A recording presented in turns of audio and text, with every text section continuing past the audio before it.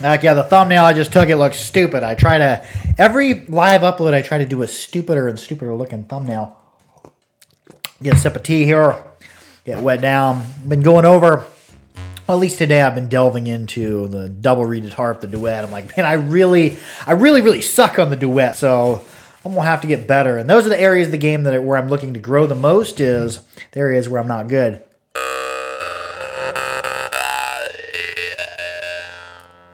Ooh, it's covered in coconut oil. This harp is slick.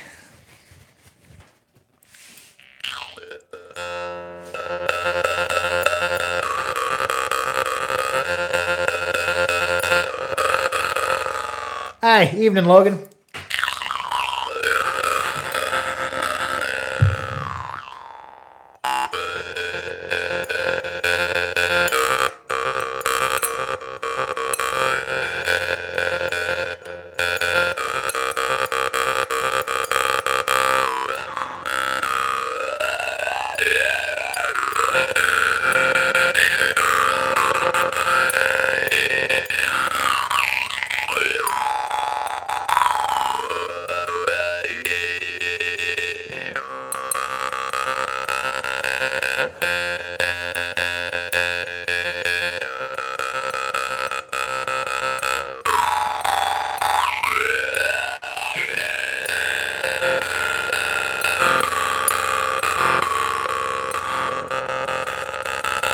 It says, have you considered doing a video on making a wooden harp? I have not. I've never made a wooden harp before, like making a corinding or a hohen tongue or something like that, or making an actual harp that's made to be played up against the teeth on a wooden harp. I don't know. I don't have a ton of woodworking equipment in my shop yet, but maybe someday in the future that'd be a interesting video. I seen that. Well, at the last festival, met with Wayland Harmon, and he had made a harp, and he had actually sewed the reed onto it. The only harp of that construction that I had ever seen. So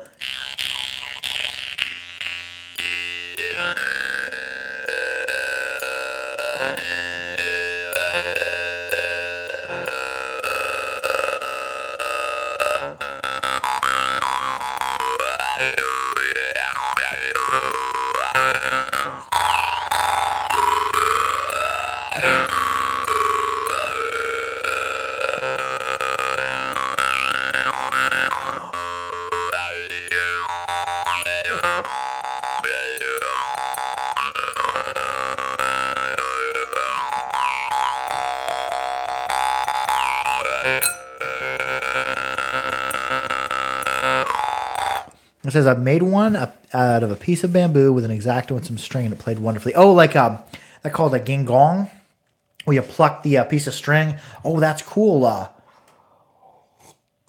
also heard of people making Dan Moy, and I think with Dan Moy, they don't actually so much as cut through the brass. I think they just rub on it until it just rubs all the way through, and that's how they get the sharp edge. Yeah, that'd be cool. I've never made a gingong or any type of bamboo harp. Don't really have access to much bamboo here. I'd have to buy it in a store. But yeah, that'd be an interesting video. Maybe do a live one and just show them how I fail my first time making a harp.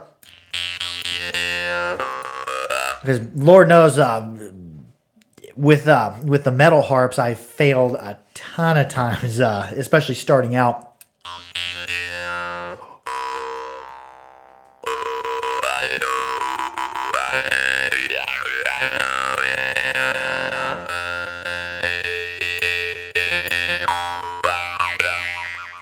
Let's get away from the duet. But yeah, I've been practicing on that just for today. I'm like, I need to get better on that thing because I ain't good on it yet.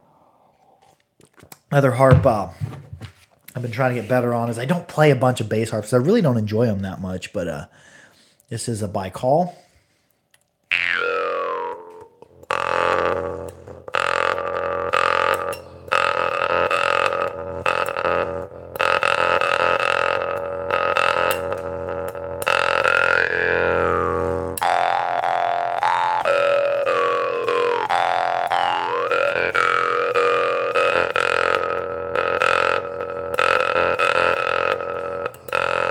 That's something I just started doing today. I'm trying to strike the reed. And sometimes with harps, you can just start them off just striking just the reed with your index or middle finger.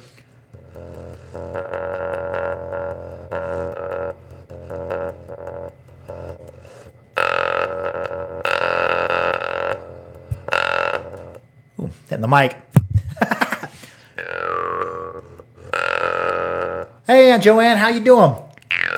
This is something you won't see me doing very often, is playing a deep, deep bass. I've been practicing on a by call today.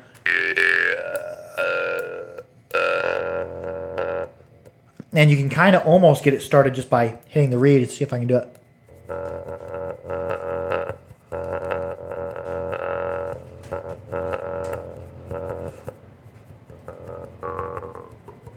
Kind of hard to do. Let's see. I wonder if I can do it with a Magnum.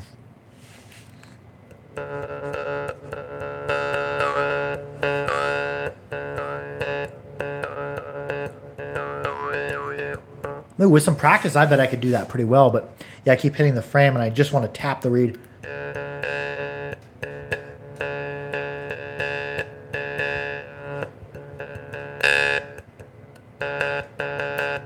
Ooh, there it is. Almost get it.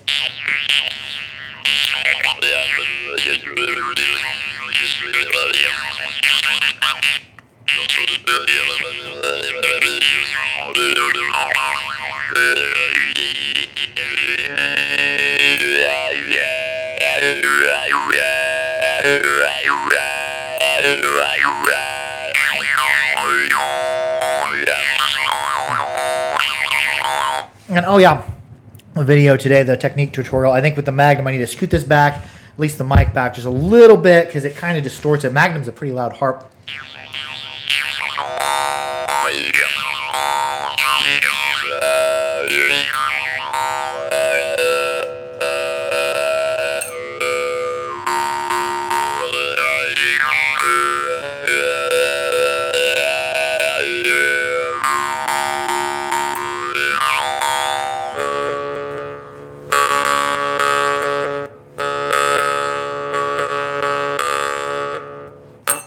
There, something I've been experimenting around with, taking my middle finger and striking the reed to get it to sound. That's just striking with the middle finger.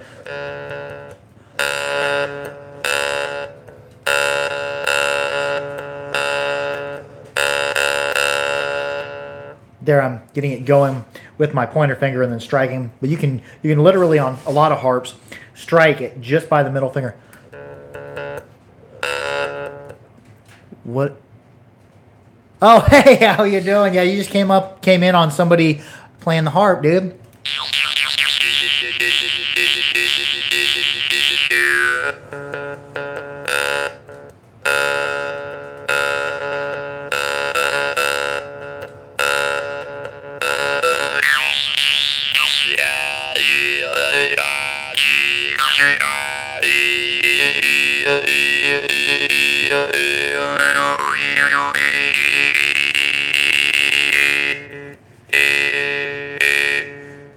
It's a hard technique to pull off, that strike.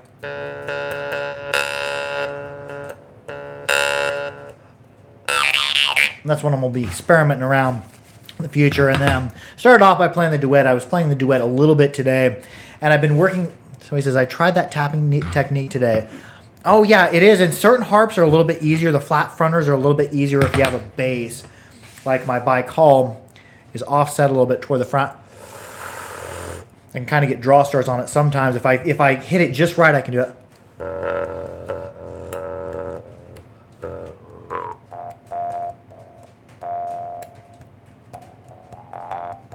Having trouble with it. It's something I'm gonna have to work on. Then I've been working on all the areas. Because this is what happens to me over time. As I get good at stuff, like I'm pretty decent at rhythmic breathing patterns. So I'll just get stuck and just do rhythmic breathing patterns all the time, and I don't get really any better at it if I'm just doing the same technique over and over again and the same song over and over again. So what I've been doing this week is working on things that I'm really horrible at. Morchang playing, I'm really horrible at. The Rajasthani percussive style. Well, actually, that's Morsing style would be the percussive style. Open-close technique, I'm really horrible at that. I've been working on that. Don't see a lot of people doing that. Most of the people you see doing that are like Norwegians. Those bell rings they get out of the moon hop. They're doing open-close technique. And we'll touch on that a little bit tonight. I've been working on that, and I've been working on 2 reeded harps. Been trying to play bass harp. all the areas of my jaw harp game where I'm the worst at, those are the areas that I want to concentrate on in these next couple months, because I don't want to keep doing the things that I'm already good at, because if I'm not failing during my play, then I'm probably not practicing. I'm just, performing or playing. So with from failure comes growth. So let's go ahead and try to get down on this double reader. Double reeded harps are hard to play.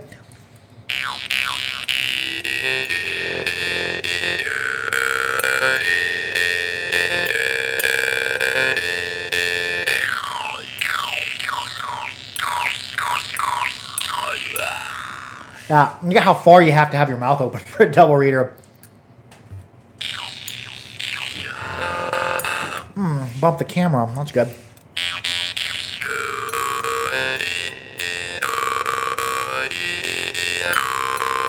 I've been experimenting around.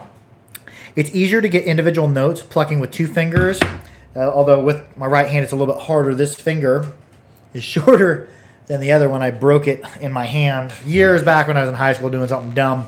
But yeah, so it's a little bit harder to do that style of playing, but I can get them individual notes a little bit better.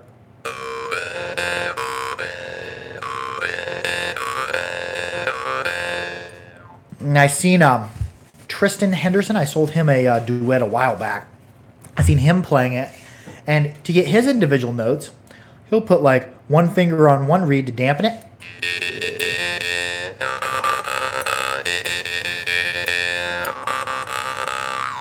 I've been experimenting around with that today, and I've been experimenting around more with trying to properly manipulate the harmonics coming off of both reeds.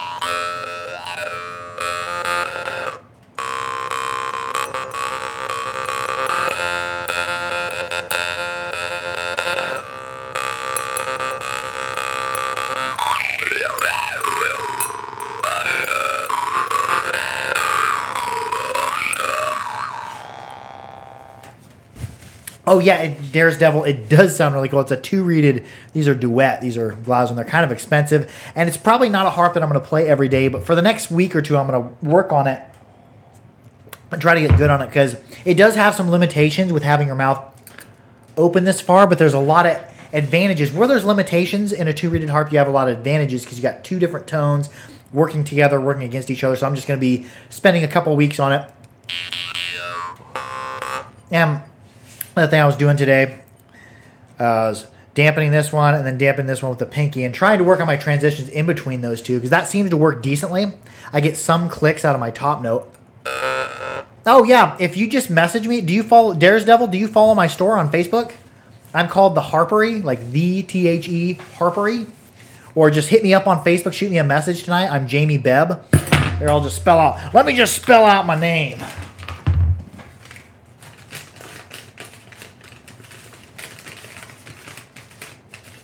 Now, my name, if you can read my handwriting, is Jamie Bebb. Last name spelled B-E-B-B. Look me up on Facebook. Shoot me a message. I've got 2 of them, actually. I accept PayPal. And my YouTube channel isn't about selling people harps.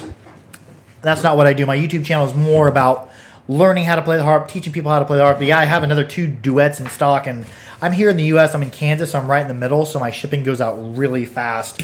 I take PayPal from people all the time, debit and credit cards from people all the time now that I can do that. And the next morning I ship them out along with tracking, and it goes good. Here's another one I have. I think this one's C and C.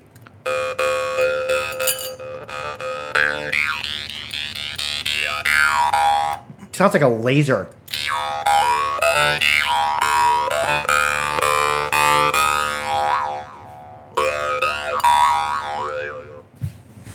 They are, though, duet are a weird harp. I like them, though. It feels so weird in your head. If Tristan's out there, if Porky's out there watching, yeah, I think you can pay into the fact that what you hear doesn't properly explain what's going on in your head. Yeah, can't read that, but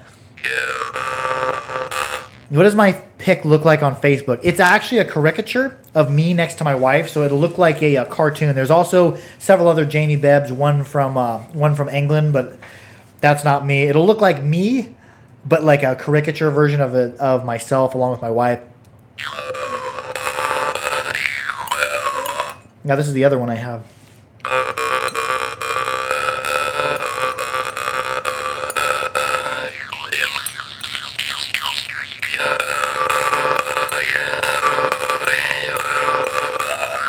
And Daredevil, what state are you out of? Are you here in the United States? I also do shipping internationally to most countries, but anyway, just wonder what state you're out of. I'm out of Kansas. I'm like right in the middle of the United States, so it's perfect for shipping.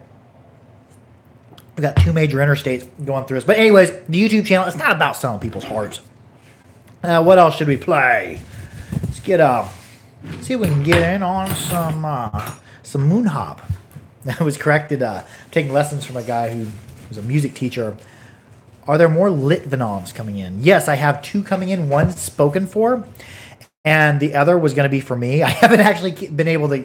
This is, I'm from Wyoming, Michigan. Oh, cool. And yeah, and Joanne, I do have more Litvinovs coming in. I don't actually have any. I meant to keep one out of this last shipment, and then somebody wanted, from England wanted both of them. So I'm like, oh yeah, I'll send both of them over to you. But yeah, I can actually, I have direct contact with Master Litvinov. I can write and just tell me what tuning you want, and I'll have him make you one. Because the Litvinov are fantastic. Is it Shu Kayeka? Says, I'm watching from Japan. Hey, how you doing? Welcome to Kansas. It's I think it's like 10 something at night here, getting close to 10. How's the weather in Japan? It's been cold this week and a little bit of warm. Here in Kansas we get everything. It was t-shirt weather one afternoon. The next day it was like 10 degrees out. 10 degrees Fahrenheit, which is I don't know what in Celsius. 0. Oh, that's below 0.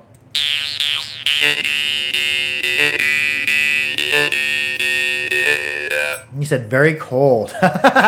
Nice. There's something purifying about the cold, and especially if you're playing a good harp. Go outside. I like to make sure your harp is cold. Somebody has an Austrian Chenner's Jews harp. It sounds pretty good. Yeah. I have like a Grover Alto Austrian.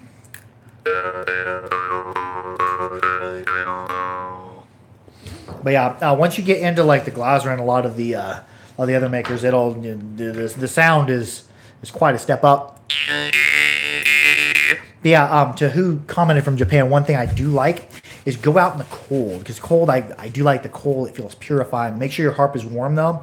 Go out and play in the cold. You get kind of, I don't know if there's any science to back this up, but it seems like the harmonics are different outside in the cold when everything's just dead still. Lots of them, the Yakushin players love playing in the cold. You'll see them all bundled up in fur, playing the harp. Yeah, and Joanne, I didn't end up keeping one of the Litvinov, but I did keep 2 of the Babayev. These are fantastic moon harp.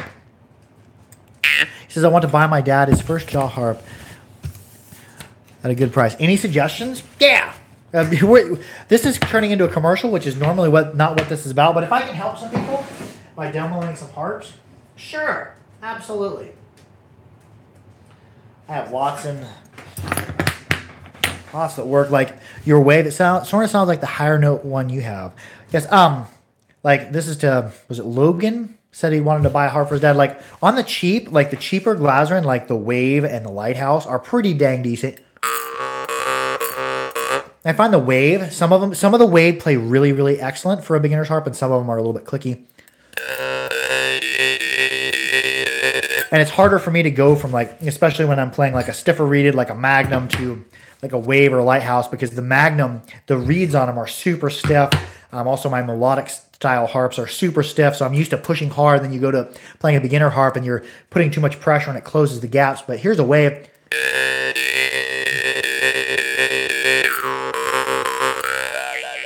And they're a little clicky sometimes. Like also the Lighthouse work really well. My choice in between the Wave and the Lighthouse is most of the time I choose the Lighthouse.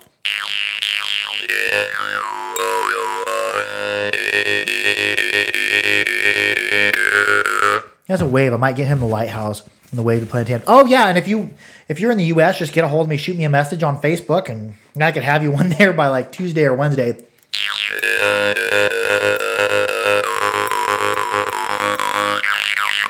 And then another one It's really affordable. If you dig the Merchunga style, like this is a Glazerin Frigate, and it's actually draw startable.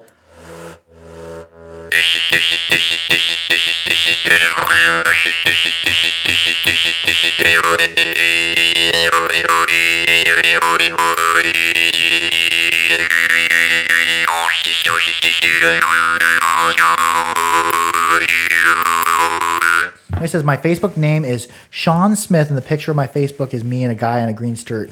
Let me write that down. I wish I had a pen. Oh, I have a pen down there. Sean Smith.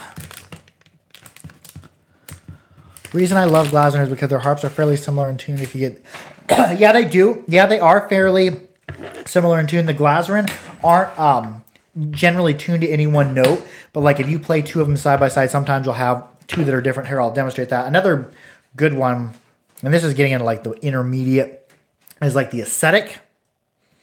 Is like the Ascetic plays and sounds kind of similar to the Star, but it's a lot more affordable because the Star is an expensive harp.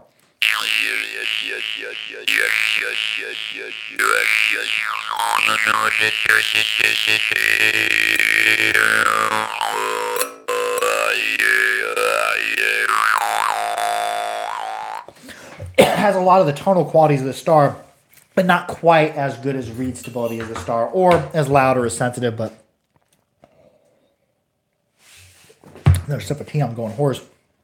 What was I going to demonstrate?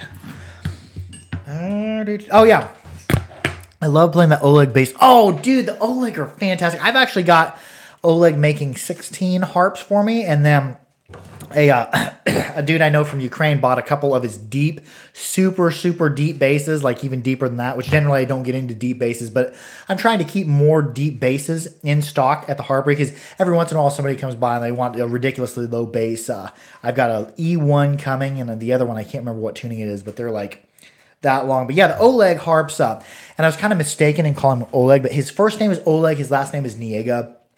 All his harps that he makes now are just fantastic. I'll play some of those, but anyways, to highlight differences in the Glazerin, and I've been mispronouncing this. I've been calling Glazerin harps or Glazerin harps. It's pronounced, I think, Glazerin. It's Glazerin. But here's just an example. This is my personal Magnum. This is a Magnum for a customer that's getting ready to ship out. Just listen to the difference. One falls about D2, but it's not tuned. Neither one of them are tuned. Most Glazerin don't fall on a note. They have good spectrum and good sound, but they don't actually center on a note. This one falls around D2. This one falls around D flat or C sharp. Just listen to the differences in them.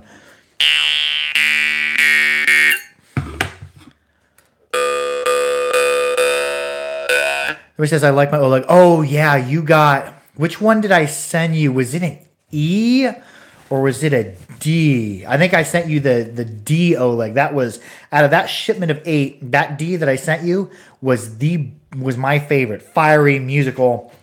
And you'll notice that harps, it doesn't matter what maker it is. It doesn't matter if it's Salagi. It doesn't matter if it's Glazerin. It doesn't matter if it's Oleg. Harps, even of the same tuning, will have a little bit different timbres. They'll have their spectrums will be a little bit different. They'll have different feels to the reed, because in a harp, even a tiny amount of difference in grinding or everything affects everything on a harp. So you could have 2 Blackfires or 2 Glazerin harps or 2 whatever side by side. They're not going to play the exact same, even if they're tuned to the same frequency.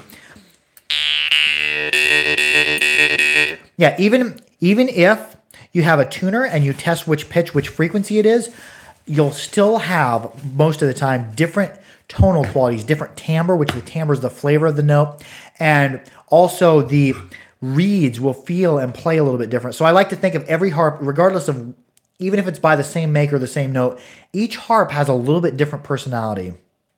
Oh, she says the little Glazerin sail is fun. That was a fun little harp, and that's the only one I've got. And I try not to judge anymore. Now, all my reviews, when I review a harp, I'm going to review 2 or 3 or 4 of that same model of harp, because I played harps, like the first Batman harp I played by Glazerin, I did not like. It didn't play well, it didn't sound well, it didn't agree with me. And I've gotten probably 15, 16 Batmans in, and all the rest of them pretty much played outstanding. So yeah, never judge a harp just by a model, just by one model, because models are different regardless of what maker. And I've noticed that in every single maker, whether it's Glazerin, Masco, Salagi, Oleg, all of them. Here's a Magnum. Here's a Magnum. And you said the brand of your juice harp is made by Ozarks Trophy. Oh, if you have a trophy harp and you buy anything Glazerin, you are gonna be very, very pleased. Even the budget Glazerin like the Wave, Compass, Lighthouse are huge step ups from Trophy. You're gonna really, really like. Somebody says, I love my juice harp because it completes the collection of hillbilly. Oh yeah, the jaw harp is a very hillbilly instrument.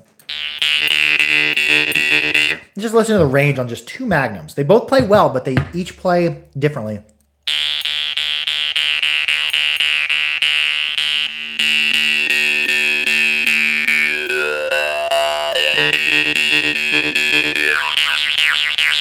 This one really shines in an upper register.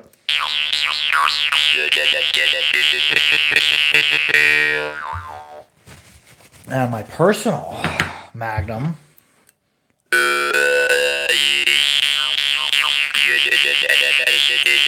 Different timbre, different tonal quality, and it's also a different frequency. And they both have good spectrums. It shines more in the lower register of the range, you know, playing at the bottom of the mouth, down the throat.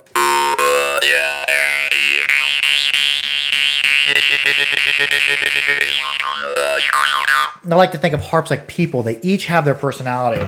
We're going to get into here. I'm out of tea, and we'll have to switch over to water here for a bit. Oh, we've been going for 26 minutes. And time flies when you're having fun on a live upload. And I'm going to have so many harps to oil. Here, I know a lot of people don't oil their harps. I religiously oil my harps. This is probably the cleanest harp, well, one of the cleanest harps in my collection as far as tonal quality. It's not the loudest. Is the Babayev. And they're made for melodic play. So you don't want, for melodic play, you want that bell ring. So you don't want a lot of fuzz in there. You don't want a lot of crackliness in there.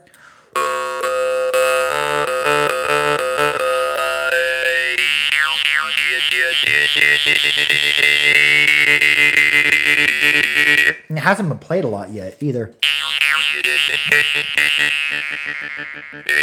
Have you ever heard of Himalayan Tibetan singing bowl before? I don't know what mine's tuned to. Mine is a cheaper Tibetan Himalayan bowl. My wife got it from the mall, I think. But yeah, when I get that ringing, you know, you take the little wooden dowel and go around and circle. The dogs just lose their mind, and the cat just stares. You're like, what be going on here?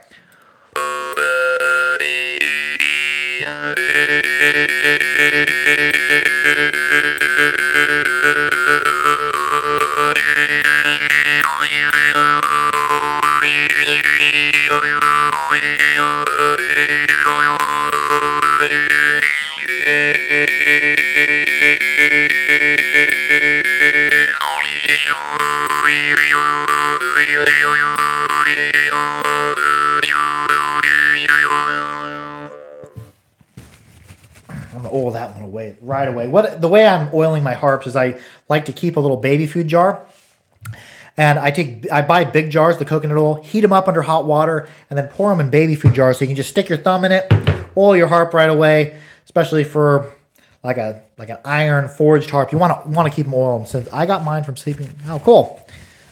Oh, I bet it's cold up in Michigan. Somebody says tuned in for another live. Can't wait to see you break out the Blackfire. Which Blackfire do you want to hear? I have every tuning. Just let me know which Blackfire. I'm gonna have to sift through them. So just let me know what tuning of Blackfire you want to hear, and I'll break one out. I'm gonna play this other harp here. Actually, we'll touch on the open-close technique. I've got about 25, 30 minutes left in the live upload. Let's break out the Blackfire. Blackfires are really good for rhythmic breathing pattern styles, fast play. I've got a ton of Blackfires. It says we got about 3 feet of snow. Oh yeah, that sounds like up north. Let's see, what tuning is this? I went ahead and engraved them all. D sharp. Let's just go ahead and compare the Blackfire in D sharp to a couple other D sharps, if I can find it.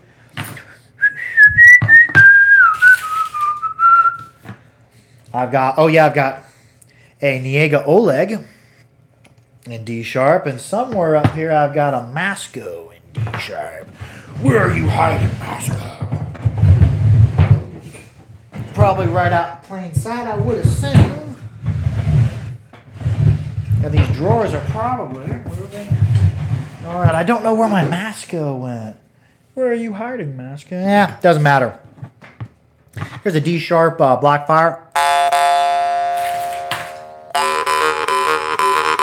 And the Blackfires are always going to be crackly because they like that crackly rhythmic.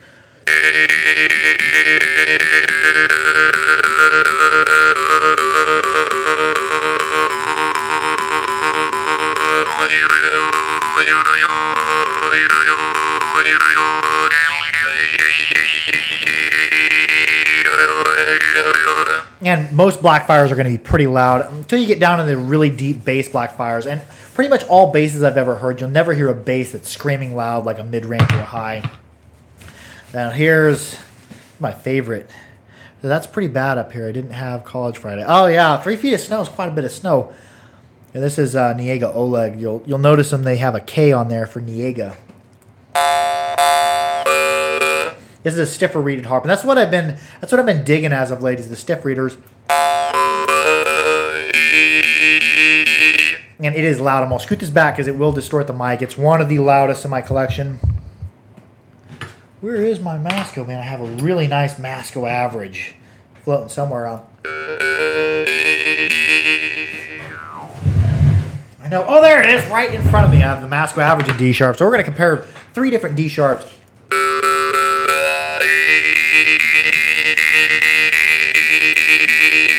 And just to compare the volume, we'll take a Blackfire. I'm not going to move my mic.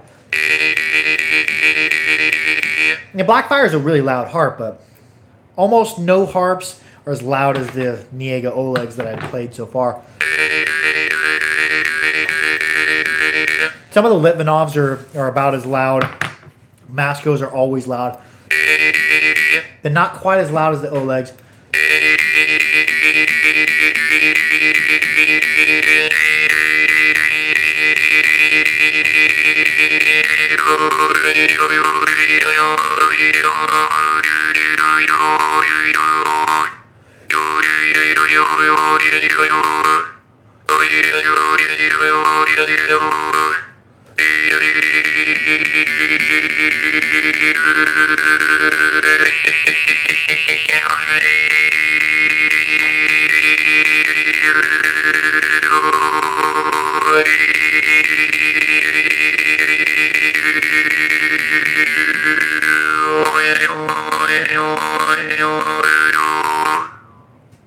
That's a Masco average for years. This was for about a year, this is my favorite harp, and I still really dig it. Somebody says, can you explain the effects of constant outward plucking on the reeds of harps? I can watch other YouTubes play.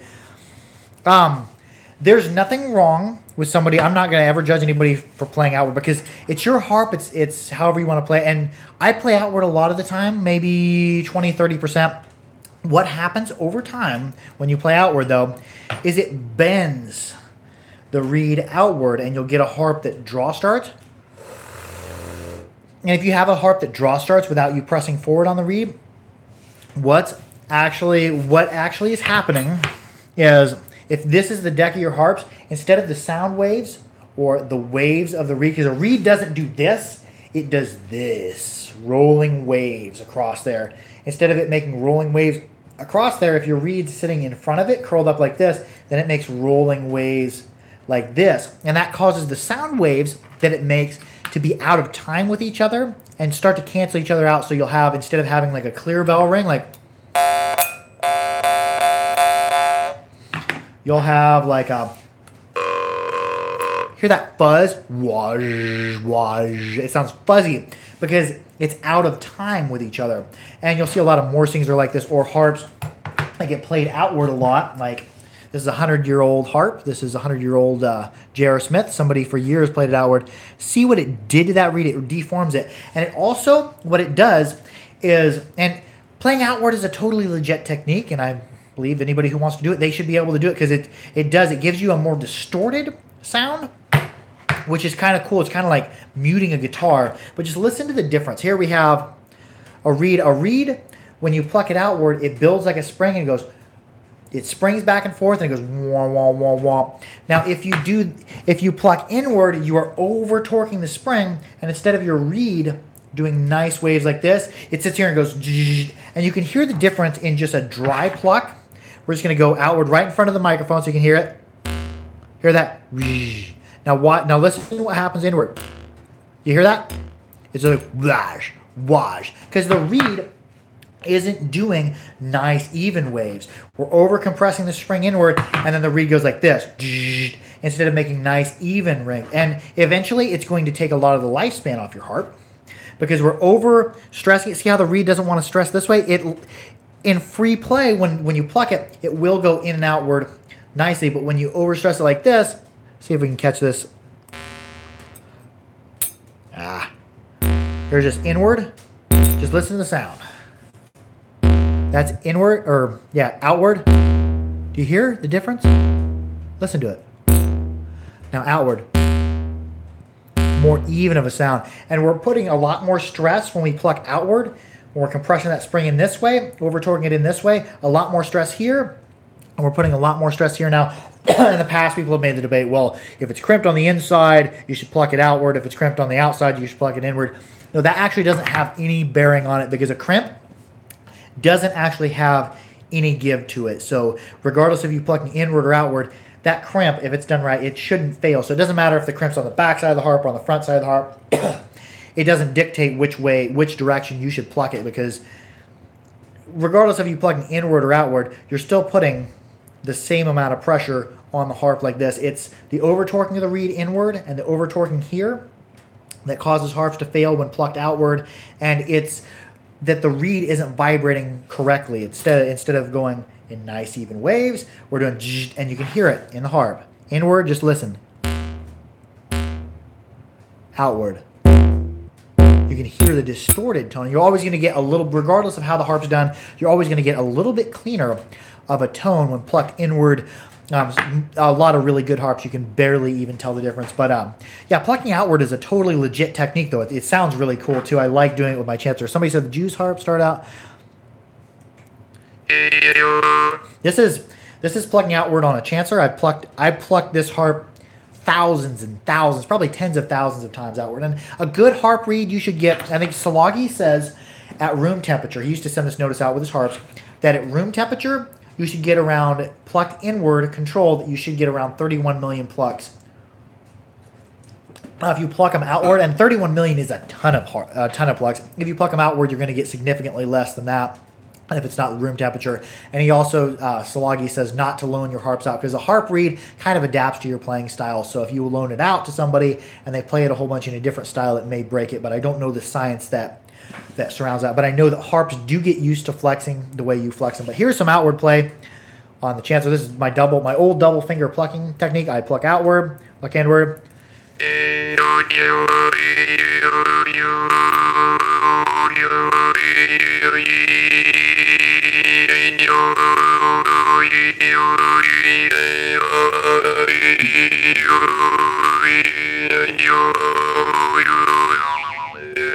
Here's inward. A little bit cleaner, but yeah, there's absolutely nothing wrong with plucking outward, but it will decrease the lifespan of your harp. And that was a ramble I just went on. Let's play some more Black Fires here. I'm going to have so many harps to oil. Play the D. Oh, we're going to play compare the 3 D sharps. Masco. Salagi. Niega Oleg.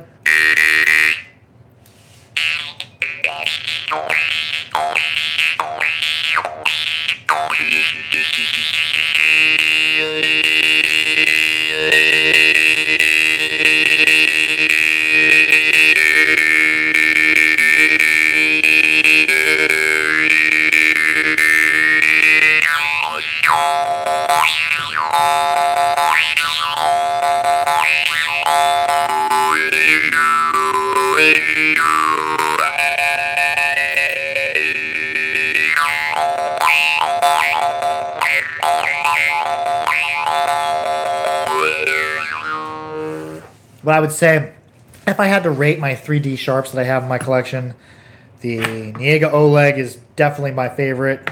The Masco average is just barely behind that because the Masco makes fantastic harps.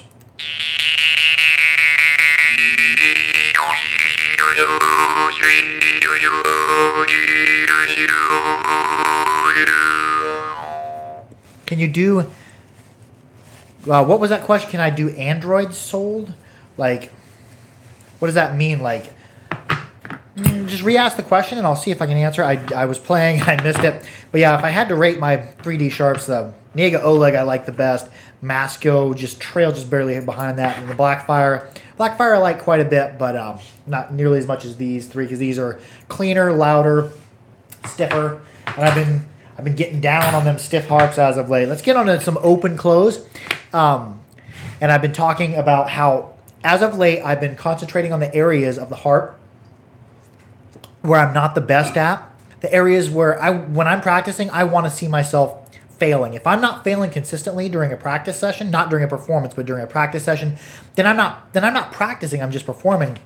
So I've been working on my open close style, and I believe somebody says the sound I meant. Oh, you mean like outer spacey? Got this little teeny Babayev. We're going to try some open close play. And what open close is, your melodic play that you hear Norwegians do, or if look up Juice Harper on YouTube. He also goes by the name Vladimir Markov. How many harps do you have, and what was your first harp?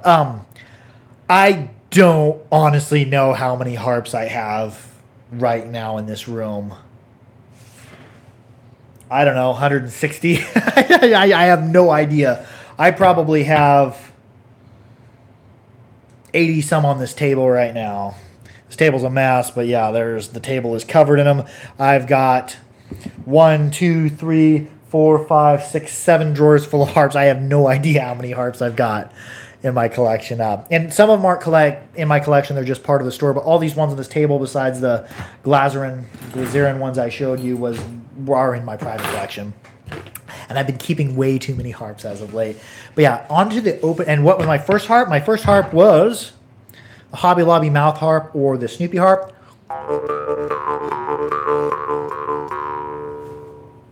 And my second harp was the Szilagyi Chancellor. I'm going to be doing a review tomorrow on the Szilagyi Chancellor. Actually, the review's already shot. I shot it today. I do a lot of block shooting. I'll shoot 3 or 4 or 5 videos, and then I'll release those videos over the course of a weekend, or sometimes some for this weekend, some for next weekend. My wife's going on a spa day next weekend, so I may not be shooting any videos, but I still will have videos to release. Can I do the Android sound effect? Like, are you speaking of like outer space style? I don't know what an Android sound effect is, but most of the Glazerin harps, you can do outer space. And if you want to hear outer spacey, like techno-y, weird sounds, I put out a tutorial today. It's called, was it Advanced Jaw Harp Technique, Outer Space. And what I'm doing is I'm breathing in and out through my nose. I'm not breathing through the harp. Sounds like it says droid. I don't know what that sounds like. Droid. I don't know. I don't have a good baseline, a good reference for what that noise is. Maybe that's from the phone Android, maybe. But my outer spacey techniques are a combination of breathless play, which when I say breathless, I'm breathing in and out through my nose, but not through my mouth. And closed glottis play, holding my breath. Somebody says it's from a commercial that says droid. I'll have to watch that. I don't watch a lot of TV. Normally, most of my TV watching comes from like Netflix or Hulu or something like that. I do watch a little bit on DirecTV when it comes time for Always Sunny and South Park and stuff like that. But I don't think Always Sunny is coming back this year. It may be ended. I don't know. But my breathless play is breathing in and out through my nose, and then my closed glottis play is holding my breath and going.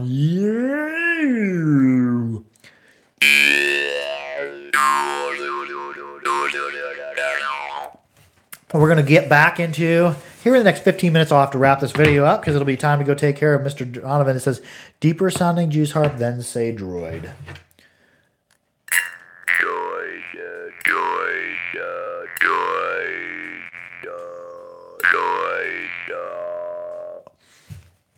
Let's see.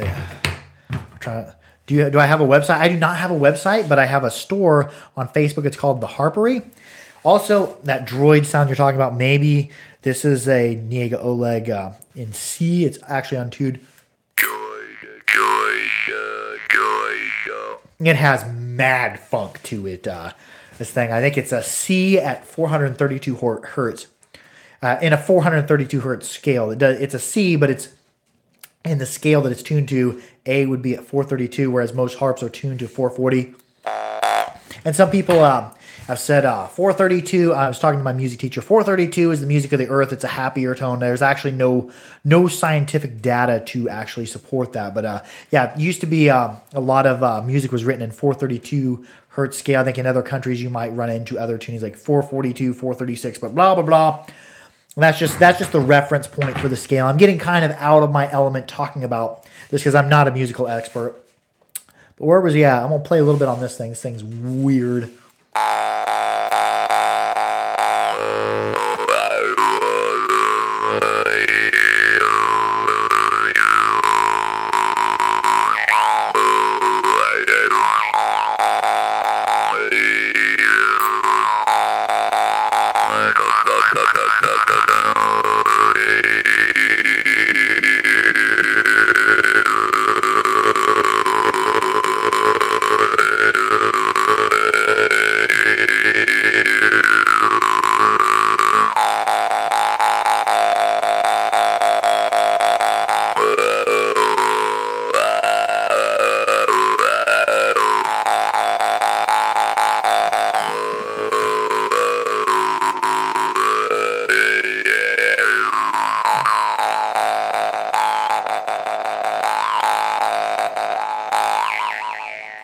Weird timbre this has to it.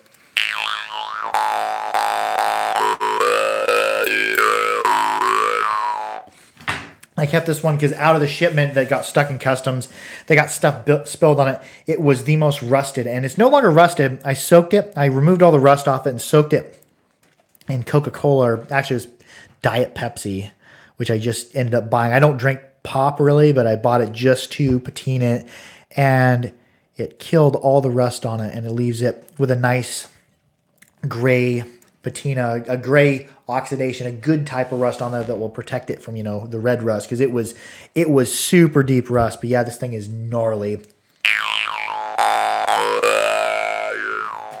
Vinegar works very well. Yeah, I use vinegar sometimes, but one thing I've noticed after vinegar, in lieu, I'm a bigger fan of like the Coca-Cola, because vinegar, you have to rub and rub and rub and rub, because with certain metals, as soon as you pull them out of the vinegar, it will start rusting again.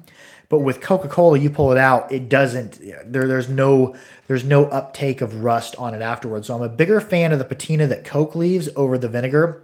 But for like heavy duty rust removal, like on tools, especially like tools for work, vinegar works fantastic. But certain metals, especially 1018 mild steel, or any metal that's close to that, after you take them out of the vinegar, you got to rub and rub and rub and rub with oil because it'll get flash rusting back on it.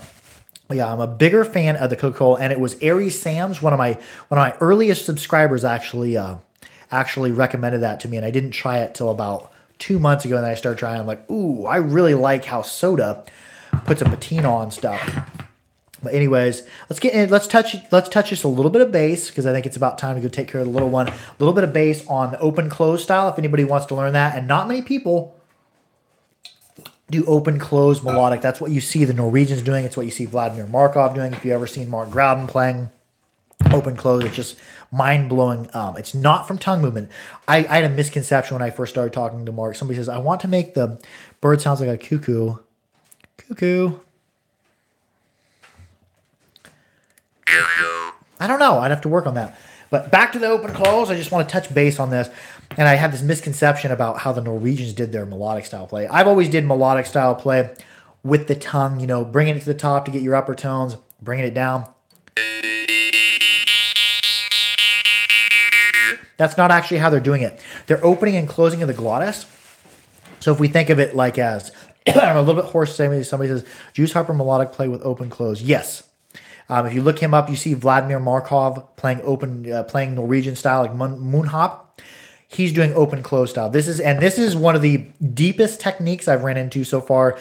Primarily, most of my past couple of years of playing the harp has been rhythmic breathing patterns or light percussives or breathless play off of that. If we're to think of the scale and the melodics like do, re, mi, fi, so, we're going to be using fi instead of fa because a harp has equal intonation and like a piano has equal temperament. Like a piano, like the notes are divided up among equal hertz. With a harp, that's not always the case. So we're going to be using do, re, mi, fi, so. And I'm horrible at this. You're going to watch me fail doing this technique because it's something I'm practicing and it's a very, very deep technique. It's going to take... Okay, I got to leave in 5 minutes here. I just got a message. But it's a very, very deep technique. And it requires the most control of your glottis and your tones of anything that I've ever done so far. But let's just go do and re. Say if we went do, re, mi, fi, so. 1, 2, 3, 4, 5. And my tone of my singing is horrible. I'm not a good singer. Say we go from 1 to 2. Do, re. 1 would be breathing through the harp.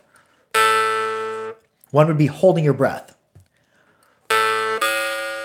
There I went below. I needed the note to go above. This is a very hard technique to pull off. And it's probably going to take me 6 months to a year to get really good at this. There it was. And I think I went up 2 steps too many. But do. I didn't move my tongue at all. I breathed and I closed. What closing does is it opens the glottis or closes the glottis so that the sound reflects down into your esophagus.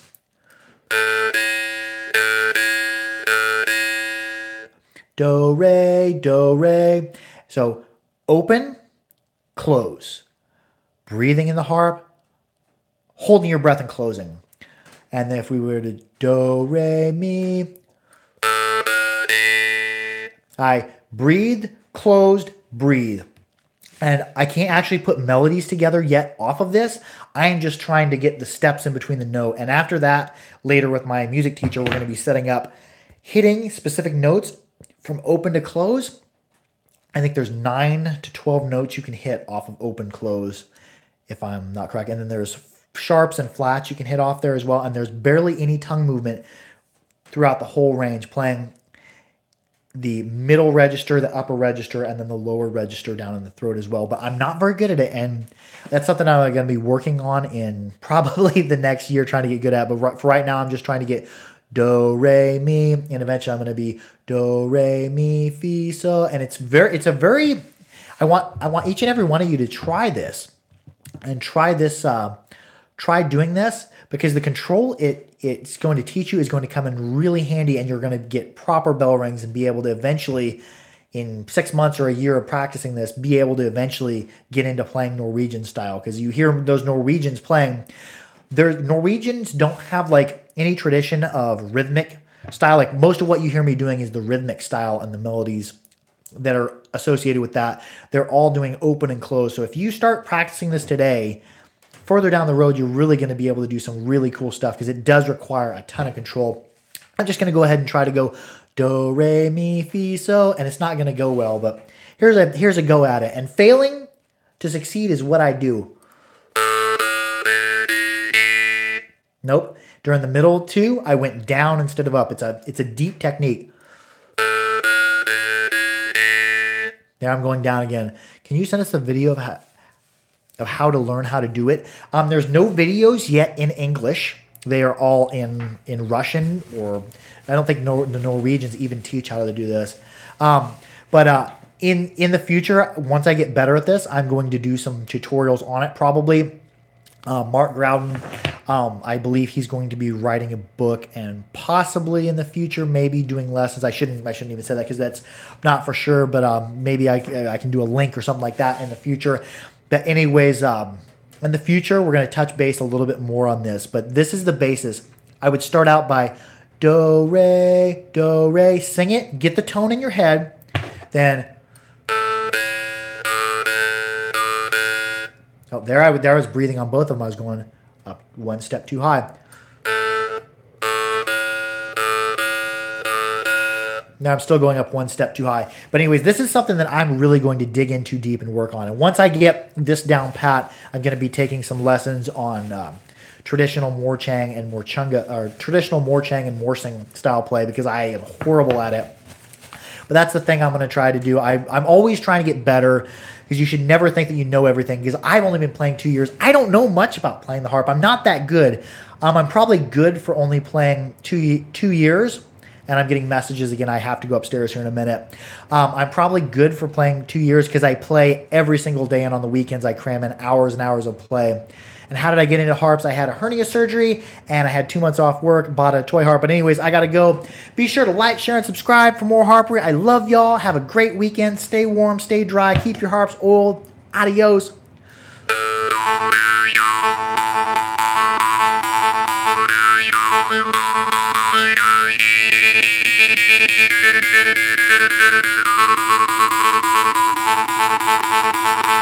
yeah.